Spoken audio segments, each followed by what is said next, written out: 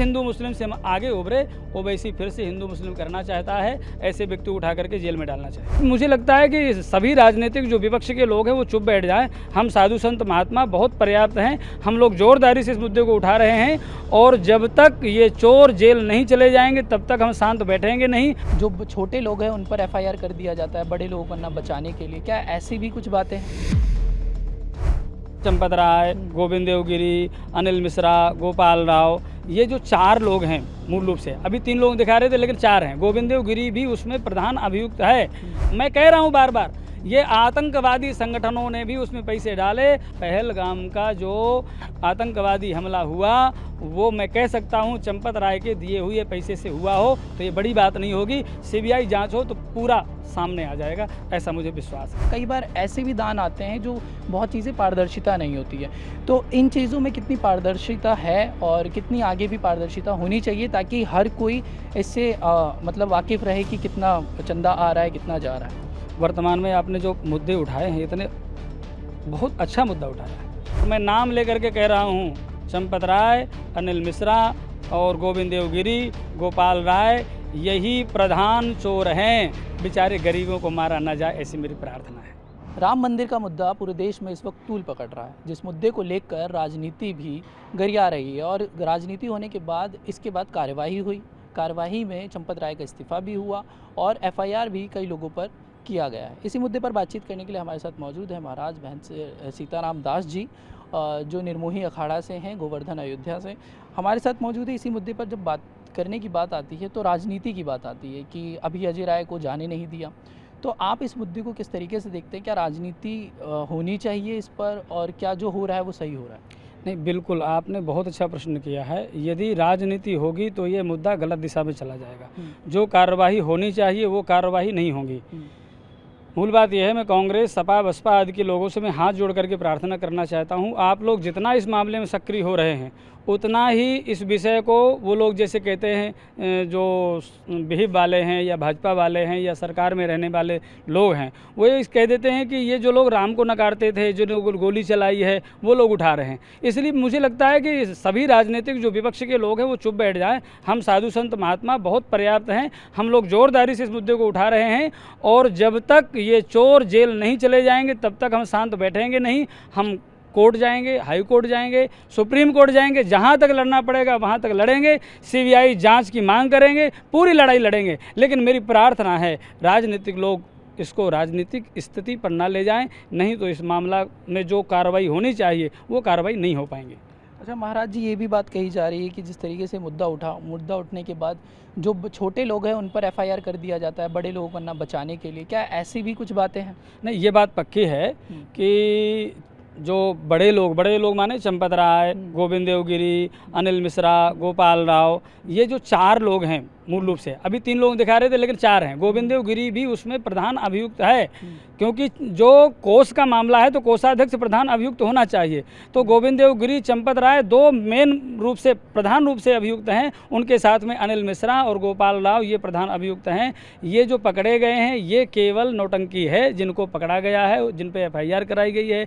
अच्छा एक बात बताइए, ट्रस्ट के जो नौकर हैं वही चोरी करने वाले हैं, ट्रस्ट के लोग जो उसमें पदाधिकारी हैं वो चोरी करवाने वाले लोग हैं, और ट्रस्ट के ही लोग ही एफआईआर करा रहे हैं, ट्रस्ट के लोग ही जांच कर रहे हैं, ट्रस्ट के लोग ही इस्तीफा दे रहे हैं और ट्रस्ट के लोग कह रहे हैं अभी नहीं अभी इस्तीफा स्वीकार नहीं करेंगे, अभी मीटिंग होगी। अरे भाई, आज डिजिटल ज़माना है, ऑनलाइन मीटिंग कर लो, लेकिन मीटिंग करे कौन?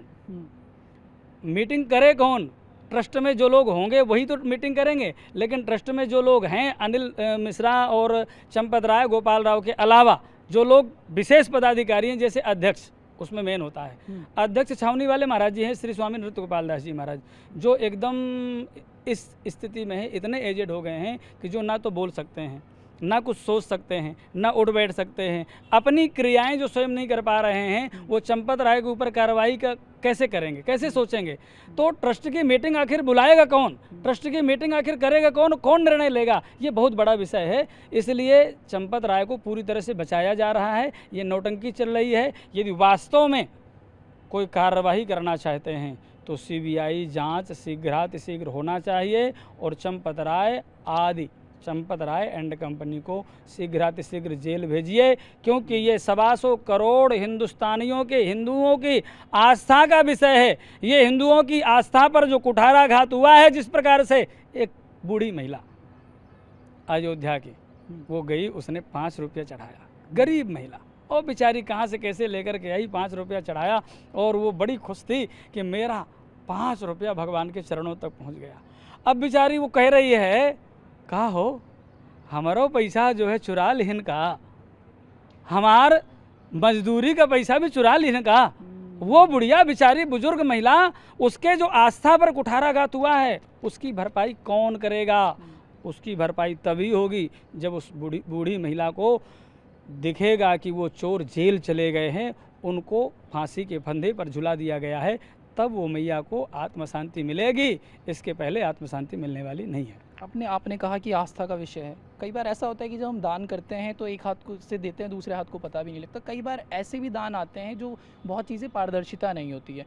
तो इन चीज़ों में कितनी पारदर्शिता है और कितनी आगे भी पारदर्शिता होनी चाहिए, ताकि हर कोई इससे मतलब वाकिफ़ रहे कि कितना चंदा आ रहा है, कितना जा रहा है। वर्तमान में आपने जो मुद्दे उठाए हैं, इतने बहुत अच्छा मुद्दा उठाया है। जो आपने कहा कि पारदर्शिता होनी चाहिए, बिल्कुल ये बात आवश्यक है।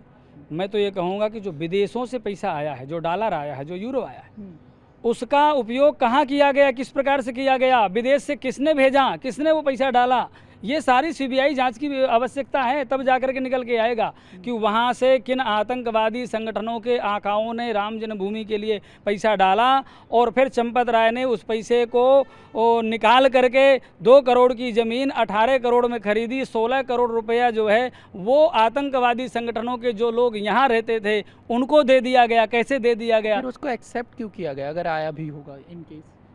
नहीं, वो सारी व्यवस्था इसलिए एक्सेप्ट किया गया क्योंकि वहाँ से चर्चा हो करके, फ़ोन से बात हो करके, और उसके बाद में वहाँ से संगठनों ने डाले। मैं कह रहा हूँ बार बार, ये आतंकवादी संगठनों ने भी उसमें पैसे डाले, और उस पैसे को निकाल करके मनी लॉन्ड्रिंग, उस पैसे को 2 करोड़ में 16 करोड़ 18 करोड़ की ज़मीन खरीद करके 16 करोड़ रुपया आतंकवादियों को दिया गया। और जो पहलगाम का जो आतंकवादी हमला हुआ, वो मैं कह सकता हूँ चंपत राय के दिए हुए पैसे से हुआ हो तो ये बड़ी बात नहीं होगी। सीबीआई जांच हो तो पूरा सामने आ जाएगा, ऐसा मुझे विश्वास है।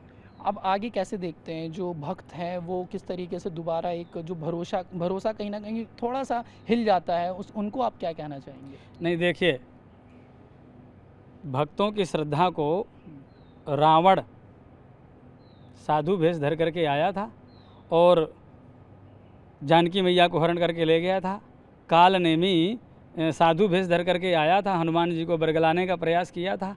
आज के अन्य बहुत से काल नेमी जो इस भगवान के स्वरूप को कलंकित करने का प्रयास कर रहे हैं, लेकिन इसके बावजूद भी भगवान के प्रति और भगवान के संतों के प्रति, भगवान के भक्तों के प्रति, भगवान के तीर्थ स्थलों के प्रति श्रद्धालुओं की श्रद्धा थी, है और आगे रहेगी। ये श्रद्धा को कोई डिगा नहीं सकता है। हाँ, पीड़ा जरूर हुई है, और वो पीड़ा जो है वो पीड़ा हुई है, मैं कहता हूँ कि असहनीय पीड़ा है। ये पीड़ा सहन नहीं करी जा सकती है। ये तभी हमें संतुष्टि मिलेगी और सभी हिंदुओं को संतुष्टि मिलेगी, राम भक्तों को संतुष्टि मिलेगी, जब ये चोर फांसी के फंदे पर झुलाए जाएंगे। इसमें ये भी जोड़ना चाहूँगा कि जैसे घर में चोरी हो जाती है तो ऐसा तो है नहीं कि हम कमाना छोड़ देते हैं, तो अगर इसमें भी चोरी हुई तो ऐसा तो नहीं है कि हम दान देना छोड़ देंगे, वो तो अपनी आस्था है। एक सवाल ये बनता है कि अभी जो असदुद्दीन ओवैसी AIMIM प्रमुख, वो कहते हैं कि अगर उनकी जगह ट्रस्ट में कोई मुस्लिम बैठा होता और अगर उसने ऐसा किया होता तो अब तक उसका एनकाउंटर कर दिया गया होता, उसको गोली मार दी जाती। लेकिन अभी इसमें क्योंकि इसमें गैर मुस्लिम है, हिंदू है,